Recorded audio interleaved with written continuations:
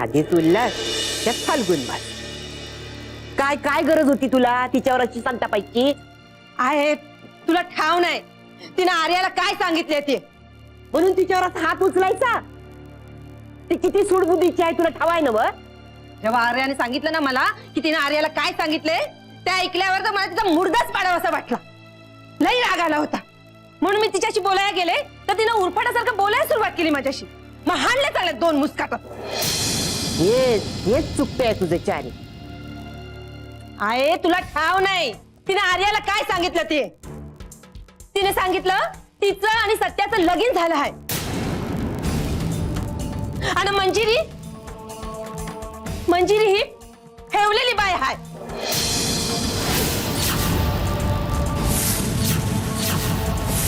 आता ह्या असल्या गोष्टी लहान मुलांना कोणी सांगतं का? आणि ह्याचाच जाब विचारायला गेलते मी. मंजिरीमुळे आपल्या आईला या घरानं बाहेर काढलं असं पक्का आर्याच्या मनात बसलंय. आता ना आता स्वतःवरचा ताबाच सुटलाय. असं वाटतं जाऊन आणखीन 2 हाणाव्यात तिच्या. आत्या हे बघा, रागाच्या भरात मी जसं आतताईपणे वागले तसं तुम्ही वागू नका. जरा धीरानं घ्या. यावेळेला प्रश्न आर्याचा आहे. आर्याच्या मनात जर पियाने अजून काही भरवलं आणि तिला जर आपला राग यायला लागला ना तर पोरगी हातची जाईल. आता या प्रियाला लवकरच घराबाहेर काढायला पाहिजे आणि हे सत्याच करू शकतो या. पण त्याला सांगायचं कोणी? अगं आई मी सांगते ना सत्याला. ये बाय, तू सांगू नगस. तू एकपट तापट आहेस तर तो 10 पट आहे. हे काम मंजुषाला सांगायला पाहिजे.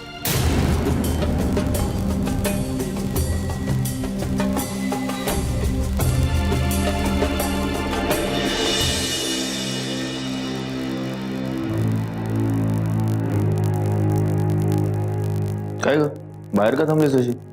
दादा मला तुझ्याशी महत्वाचं बोलायचंय. काय झालं? Anything serious? सांगते पण तू मला प्रॉमिस कर की मी तुला सांगितल्यावर तू अजिबात डोक्यात राग घालून घेणार नाहीयेस. कारण तुझ्या कुठल्याही रिॲक्शनचा डायरेक्ट परिणाम आर्यावर होणार आहे. काय झालंय काय मंजुषा? दादा Priya has crossed all her limits. म्हणजे यावेळी ना तिने कहर केलाय. तिने आर्याला सांगितलंय की तिचं आणि तुझं लग्न झालं होतं आणि मंजिरी बहिणींबरोबर तुझं अफेअर होतं आणि तिच्यामुळे तुमच्यात प्रॉब्लेम झाले. चारू आत्या तिला समजवायला गेली तर आर्यासमोर तिने चारू आत्यालाच वाईट ठरवण्याचा प्रयत्न केला. दादा ऐक दादा, प्रियाने आता आर्यासमोर सगळ्या गोष्टी तिच्या फेवरमध्ये फिरवल्या. त्यामुळे आर्यासाठी या क्षणी आपण सगळे वाईट आणि एकटी तिची मम्मा चांगली आहे. सो दादा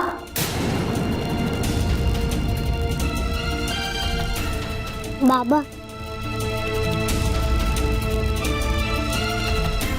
तुम्ही आम्हाला सोडून तर नाही जाणार ना? प्रिया काय बोलतेस तू? हे बाबा ती मंजिरी घरी आली होती.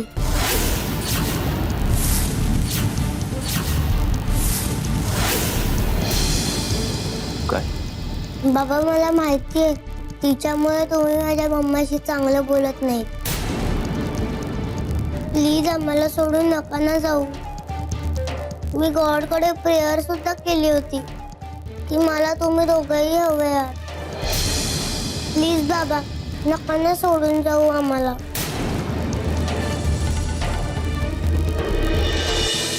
मधूच्या आयुष्यात अजून किती होरपळ होणार आहे कुणास ठाऊक. कसं आहे अंकिता, मनातल्या कडू गोष्टी विसरण्याकरता आपल्याला वेळ द्यावा लागतो आणि काही गोष्टी तर अशा असतात की ज्या आपल्याला आयुष्यभर विसरता येत नाही. मनूच्या बाबतीत म्हणशील तर दिवस सरत होते आणि ती जगत होती. मी पाहिलंय तिला स्वतःशी झगडताना. मनातली पराकोटीची उद्विग्नता कधी चेहऱ्यावर नाही येऊ देत ती.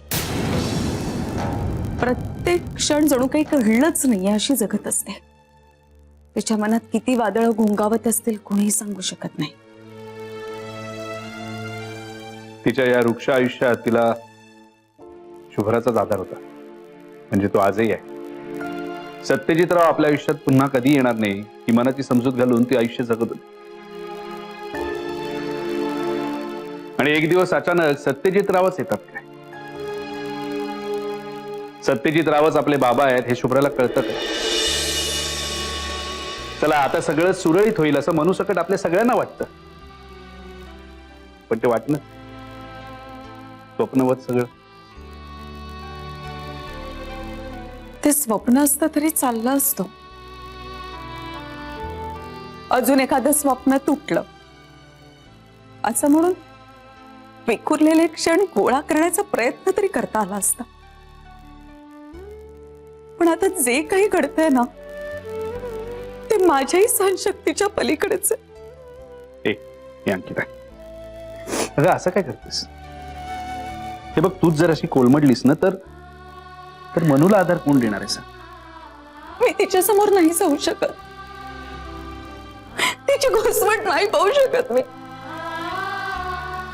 मी आता सारखं तिला काही समजावायला गेले ना तर माझाच अंतस्फोट होईल. सगळ्या बाजूनी कोंडी झाल्यासारखी वाटते. दादाशी याविषयी बोलू शकत नाही, कारण दादा काय रिॲक्ट होईल याची पूर्ण कल्पना आहे मला. पण अंकिता, तुला सांगू, मला आतून असं वाटतं की मनूला सत्यजितरावांबद्दल जे काही कळलंय ना ते त्यात काहीतरी गडबड आहे. हो, काय बोलताय तुम्ही? म्हणूनच स्वतःच्या डोळ्यांनी त्यांचा संसार पाहिला. हे बघ, सत्यजितरावांचा जर संसार चालू असता तर मग ते इथे का आले असते? शुभ्राला त्यांना भेटायचं होतं, शुभ्रा त्यांची मुलगी आहे हे मी मान्य करू शकतो, पण मग ते मनूला का भेटले? अगं म्हणूनच तर म्हणतो की यात काहीतरी गडबड आहे, काहीतरी चुकतंय. चुकताय खरं, पण ते आता सुधरवणार कसं? दादांना काही सांगायचं म्हणजे आगीत तेल ओतण्यासारखं. त्यात मनूने तर शस्त्रच टाकली. तिला ना आता हे मान्य झालंय की ती जिंकावं असं देवाच्याही मनात नाहीये. आजवर माझ्या आयुष्यात एवढी हतबलता मी कधीच अनुभवलेली. माझी देवाकडे फक्त एवढीच प्रार्थना आहे की आता दादानी कुठलाही निर्णय तडकाफडकी घेऊ नये, नाहीतर मनूचं आयुष्य उद्ध्वस्त होईल आणि ती कधीच सावरू शकणार नाही. हे बघा, मनू आपली मुलगी आहे. तिची अजून ससे होलपट होता कामा नये, पण ह्याची काळजी आपण घ्यायला हवी.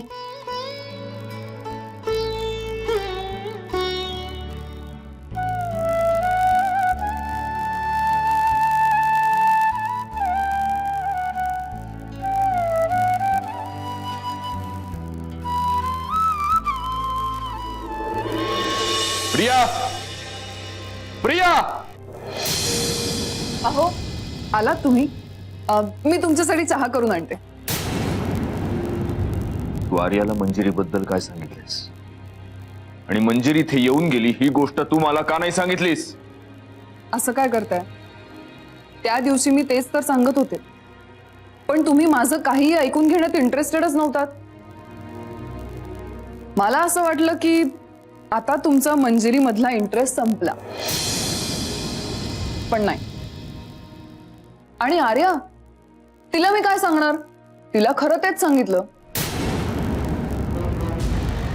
आपल्या दोघांचं एकमेकांवर किती प्रेम होतं आणि मंजिरी आपल्या आयुष्यात येण्याआधी आपण किती आनंदात होतो. आय एम शुअर हे तू अमान्य करणार नाहीस. सगळ्या जगाची हीच समजूत झाली की मी तुम्हा दोघांमध्ये आले, पण वस्तुस्थिती उलट आहे. त्रिकोणाची तिसरी बाजू म्हणून कायम माझ्याकडे बघितलं गेलं, पण खरं तसं नाहीये. आपल्या त्रिकोणातली तिसरी बाजू मंजिरी आहे. सत्यजित, आपण दोघं आधीपासून एकच होतो आणि मंजिरी आपल्यामध्ये आली. आणि आता हेच मी अख्ख्या जगाला ओरडून सांगणार.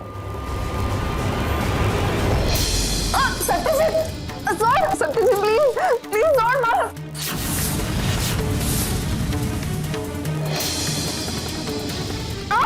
प्लीज सोड दादा. काय प्लीज दादा सोड तिला. सोड दादा. अरे जीव जाईल तिचा दादा. दादा प्लीज सोड ना. बाबा प्लीज मम्माला सोडा ना. बाबा प्लीज. दादा तुला आधी कशाला दादा. मम्मा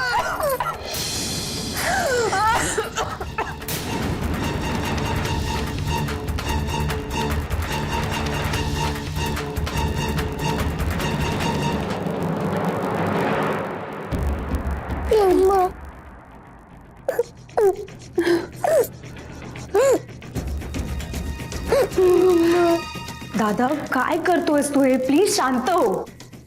शांत हो. त्या बाईनं आर्याच्या मनात मंजिरीबद्दल नाही ते भरवलं आणि मी शांत हो. दादा हे जरी खरं असलं तरी तू प्रियाला मारून टाकू शकत नाहीस ना. मग काय करू मी तुझं. आजपर्यंत माझ्या आयुष्यात ज्या ज्या गोष्टी जुळून आल्यात त्या सगळ्या माझ्यापासून दूर गेल्यात फक्त यांनीच बाईमुळे. हो दादा पण तरी तू आताताईपणाने काहीही करू नकोस.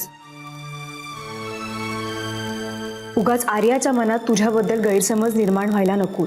इतके दिवस आर्याचा विचार करूनच गप्प होतो मी. आणि यापुढे तुला आर्याचाच विचार करायचा आहे दादा. नाही पण मला तर वेळ वाया घालवून चालणार नाही. काय करणार आहेस तू. दादा कुठे चाललायस. मंजुषा अगं ज्या अर्थी मंजिरी स्वतःहून इथे आली होती त्या अर्थी तिला माझ्याशी काहीतरी बोलायचं होतं. आता या नीच बाईनं तिच्या मनात काय गैरसमज निर्माण केलेत मला नाही माहित. मला ताबडतोब जाऊन मंजिरीला भेटलं पाहिजे, तिच्याशी बोललं पाहिजे. तू जा दादा पण काळजी घे. हो आणि बघ तू प्लीज स्वतः इथे लक्ष ठेव.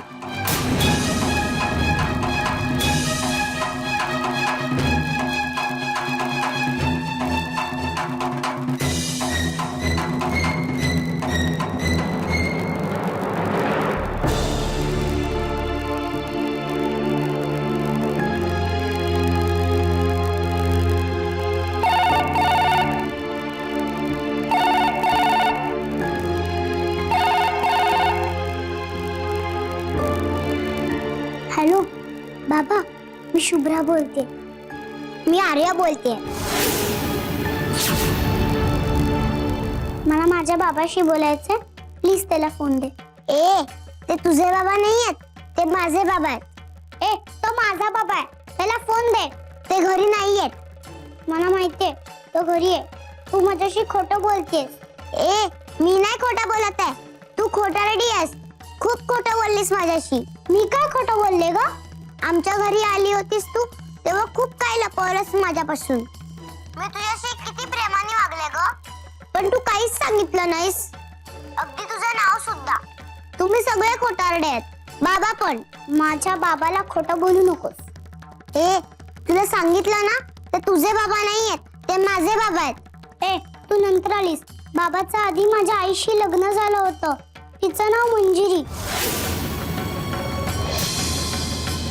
ती तुझी आई आहे. हो पण लग्न तर माझ्या आई बाबांचं झालं होतं. आता तू खोटं बोलतेस. नाही मी आणि माझी मम्मा कधीच खोटं बोलत नाही. मला माझ्या बाबाशी बोलायचंय. त्याला फोन दे. तुलाही सांगितलं ना ते बाहेर गेलेत म्हणून. ठीक आहे तो आल्यानंतर त्याला मला फोन करायला सांग. नाही सांगणार जा कारण ते माझे बाबा आहेत. त्या दिवशी मी माझं चॉकलेट तुझ्या बरोबर शेअर केलं पण मी माझे बाबा तुझ्यासोबत शेअर नाही करणार. आणि परत इकडे फोन नको करूस.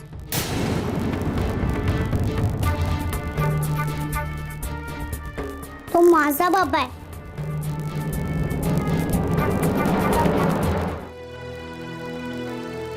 तू बरोबर बोलतेस दादा पण आपल्याला मनूचाही विचार करावा लागेल ना. आतापर्यंत मी तेच करत आलोय शिवराज. तिचं आयुष्य सुखी व्हावं म्हणून मी आतापर्यंत आटापिटा केलाय आणि मला नाही वाटत की आता या सिच्युएशन मध्ये माझा डिसिजन काही चुकतोय म्हणून. डिसिजन चुकीचा किंवा बरोबर असं काही नसतंच ना दादा. फक्त आपला डिसिजन बरोबर आहे हे आपल्याला सिद्ध करावं लागतं. ठीक आहे चल मी तुझं हेही आव्हान स्वीकारतो. दादा मी तुला कुठलंही आव्हान देत नाहीये, फक्त या घडणाऱ्या घटनांना पुन्हा एकदा लढाईचं स्वरूप देऊ नकोस.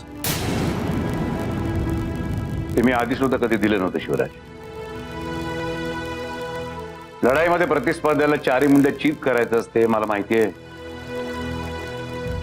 पण मी केवळ माझ्या मुलीचा आणि तिच्या मुलीच्या भविष्याचा विचार करून त्या मावाल्याला फक्त कायदेशीररित्या जेरबंद केलं, आणि ते सुद्धा केवळ एवढ्यासाठी की त्याने सूडबुद्धीने पुन्हा काही तमाशे करून माझ्या मुलीचं जगणं मुश्किल करू नये म्हणून. खरोखरची लढाई जर मला त्याच्या विरुद्ध करायची असते ना तेव्हा ना त्याचे हाल कुत्र्याने सुद्धा खाल्ले नसते, कळलं. असं त्या माणसाचा विषय नको, आणि तुझ्याशी तर त्या माणसाविषयी मला काही चर्चाच करायची नाही. मग तुला काय बोलायचं? मी स्वप्नीलशी बोललोय. मनुशी लग्न करायला आजही तो तितकाच आग्रही आणि आनंदी सुद्धा आहे. इनफॅक्ट तो नागपूरला गेलाय त्याच्या फॅमिली सोबत बोलणी करायला. अशोक कोडेकर, त्याची बायको आणि स्वप्नील काही दिवसांनीच रीतसर बोलणी करण्याकरता आपल्याकडे येतील. दादा हे सगळं करण्यात तू थोडी घाई करतोयस असं नाही का वाटत आहे तुला? घाई करतोय मी? अजून किती वर्ष वाट बघायची शिवराज? 7 वर्ष. अरे 7 वर्ष स्वप्नील सुद्धा थांबला तिच्यासाठी. यापेक्षा फार काळ मला थांबायची इच्छा नाहीये. किंवा मी अशोकशी या बाबतीत रीतसर बोलणी करणार आहे आणि स्वप्नीलचं आणि मनूचं लग्न लावून देणार आहे. मनूचं याच्यामध्ये हित आहे. तू मनूशी बोललायस याबद्दल? तिच्या मनाची तयारी आहे का? तिचं सुद्धा मन बदलावं लागेल ना आपल्याला.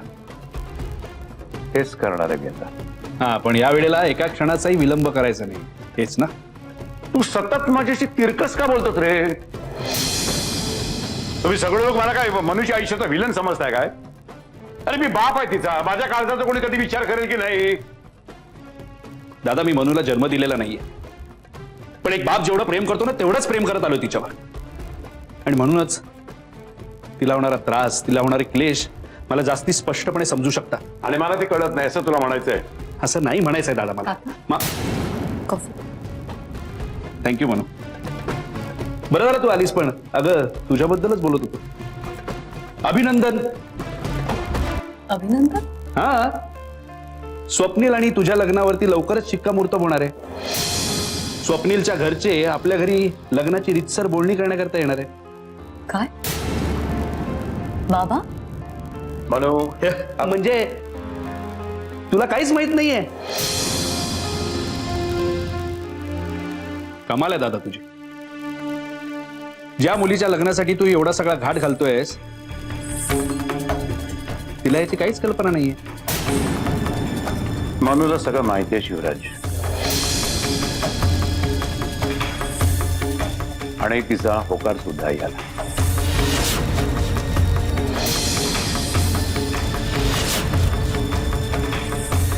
हे सगळं खरंय म्हणून? हो. मनू आता तर तुला काही प्रॉब्लेम नाही ना? शिवराज समोर आहे, त्याला सुद्धा कळू दे नाही.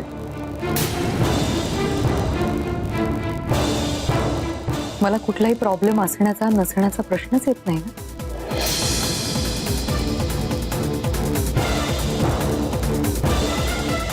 मला जे सांगायचं होतं ते मी आधीच सांगितलेलं आहे.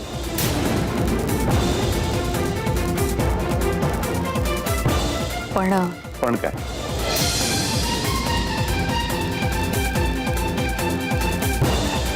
हे सगळं शुभ्राला कळणं खूप गरजेचं आहे. शुभ्रा लहान असली तरी प्रश्न तिच्या वडिलांचा आहे.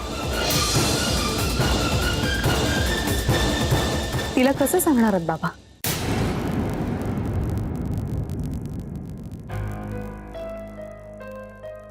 काय इतर कुठल्याही गोष्टी बाबतीत तिची समजूत मी काढूच शकते,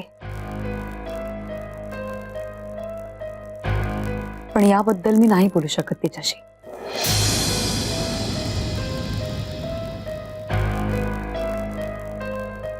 माझ्यासाठी हे अशक्य आहे.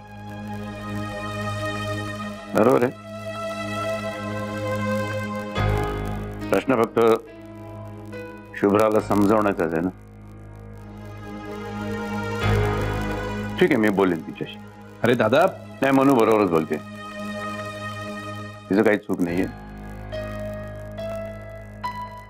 शुभ्राशी आज ना उद्या बोलावं लागणारच आहे. मग आजच का नको?